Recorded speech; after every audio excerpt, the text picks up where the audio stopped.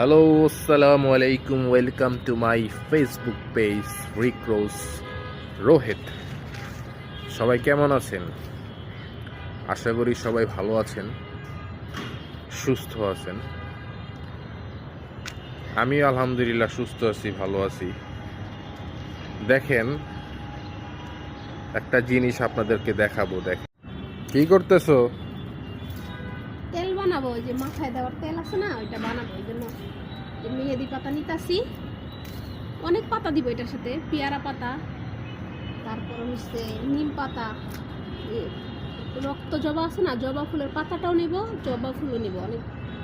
এখানে মাত্র 2টা ফুল আছে, জবা ফুল আর তোমার হচ্ছে বারান্দায় অনেকগুলো আছে, ওইটা নিব।